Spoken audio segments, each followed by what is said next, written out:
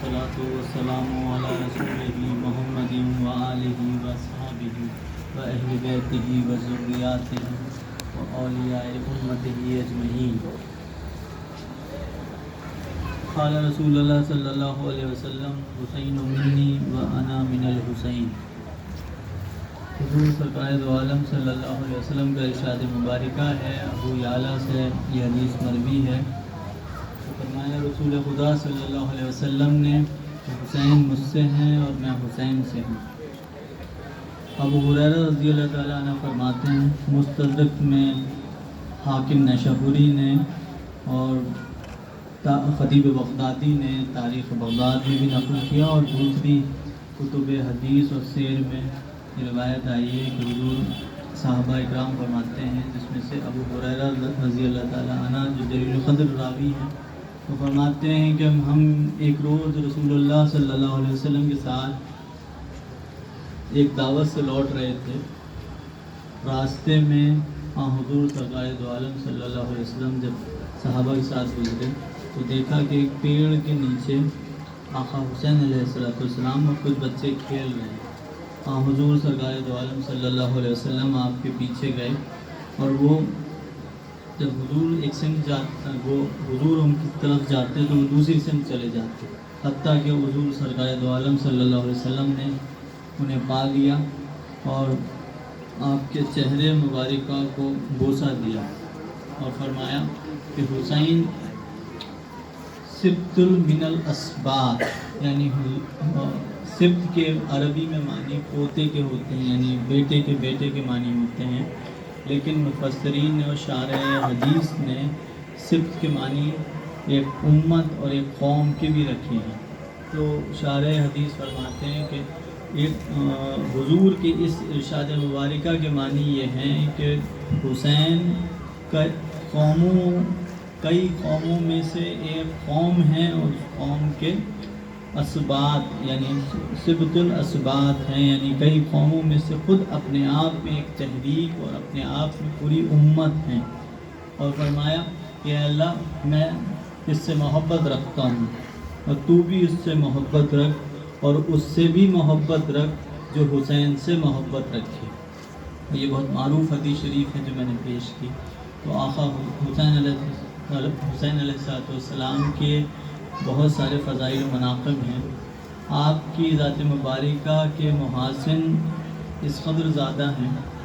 عبدالحق محدث دہلوی اپنی کتاب میں لکھتے ہیں مدارج النبوت میں کہ جب صحابیوں کے پاس کوئی شخص آتا حضور کے پردہ فرمانے کے بعد اور وہ پوچھتا کہ حسنین کریمین کہاں ملیں گے تو وہ ان کو پتہ اس طرح سے بتاتے تھے کہ صاحب مسجد نبوی جانا اور وہاں پہ 2 شہزادگان بیٹھے ہوں گے اور ان کے ارد گرد لوگ اتنے مؤدب بیٹھے ہوں گے کہ ان کے سر پہ اگر چڑیا بھی بیٹھی ہو تو وہ نہ اڑے.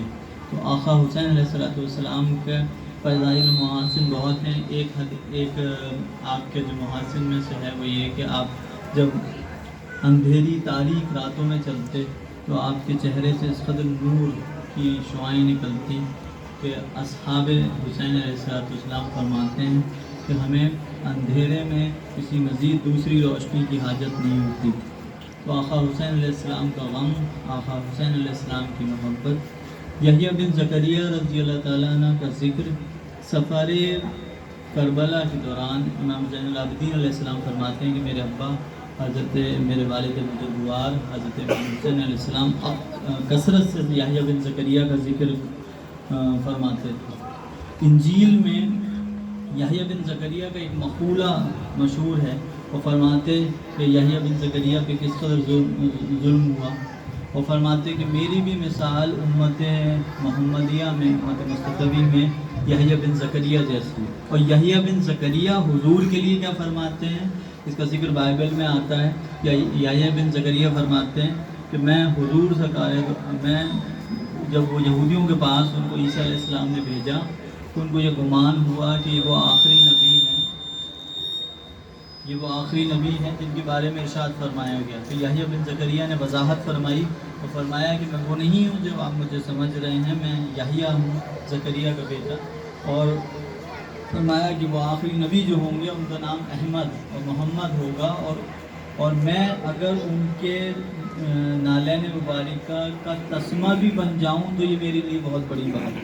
تو پیغمبر خدا پیغمبر خدا یحییٰ بن زکریا حضور کے لیے فرما رہے ہیں، اور آقا حسین علیہ السلام کی جو مشکلات تھیں وہ اس سے سمجھی جا سکتی ہے۔ قرآن میں اللہ تعالیٰ نے جو ذکر یحییٰ بن زکریا کا کیا، وہ آپ اس پر ان کو اپنا وہ بھی اتباع کرتے ہیں خاندان رسول کی۔ تو ہم جو امور تعزیہ داری کر رہے ہیں، یہاں پر تعزیہ شریف سجاتے ہیں اور خدمات انجام دیتے ہیں، خصوصاً تاج گنج میں اور یہاں ریشم گٹرے میں جو آپ حضرات نے یہ خدمات انجام دی ہے، بالیقین یہ امور تعزیہ داری کی خدمت ہے جو لگتی تو رسم ہے، لیکن یہ آقا حسین علیہ السلام کو وہ خراج ہے جو 1400 سال کی دوری اور اس روحانی دوری کے باوجود ہم اپنی ناقص ذاتوں سے، ہم ان کا غلام کہلانے کے لائق تو نہیں ہیں اور ہم ان کے مطیع و فرمانبردار کہلانے کے لائق تو نہیں ہیں، لیکن جو کچھ ہم اپنی ذات سے ان کی خدمت میں پیش کر سکتے ہیں ان میں امور تعزیہ داری کا بہت بڑا حصہ ہے۔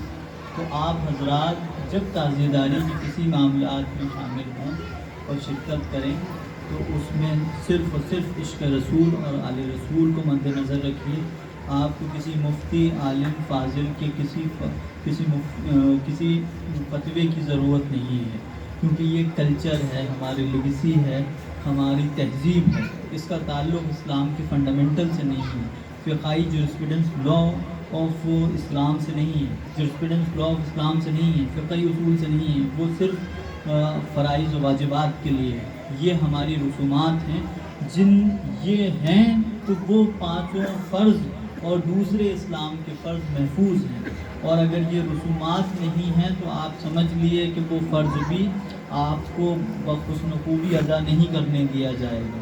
ہندوستان میں اور پوری دنیا میں اگر اسلام کی رونق اور جلا باقی ہے تو حسینیت کی وجہ سے باقی ہے۔ بے شک محلے محفوظ ہیں تو آقا حسین علیہ السلام کی امام بارگاہوں کی وجہ سے، حضور سرکار دو عالم صلی اللہ علیہ وسلم کے میلاد اور آقا کے غم کی وجہ سے مشہور ہیں۔ اگر ہم عید میلاد النبی میں خوش ہوتے ہیں تو محرم میں رونا بھی ضروری ہے، کیونکہ وہ خوشی مصطفیٰ ہے اور یہ غم مصطفیٰ ہے۔ اگر آپ ادھورے مسلمان رہتے ہیں جب آقا کا میلاد تو کریں لیکن آقا کا غم نہ کریں، کیونکہ یہ فقط غم حسین نہیں ہے، یہ غم مصطفیٰ ہے۔ میری دعا ہے کہ اللہ تعالیٰ اس میں شامل ہونے والے تمام افراد کو اور اس میں تعاون کرنے والے تمام افراد کو، اور وہ جس کی خدمت جس طرح سے اس امور تعزیہ داری میں یا جس بھی طرح کی خدمت ہے، وہ سب اپنی اپنی جگہ قابل قدر ہیں، قابل عزت ہیں۔ ہر کسی کی خدمت کی عزت کیجیے اور سب مل جل کے اس میں حصہ لیے۔ ہم اپنے نفس اور انا کو چھوڑ کر حصہ لینا بھول گئے ہیں۔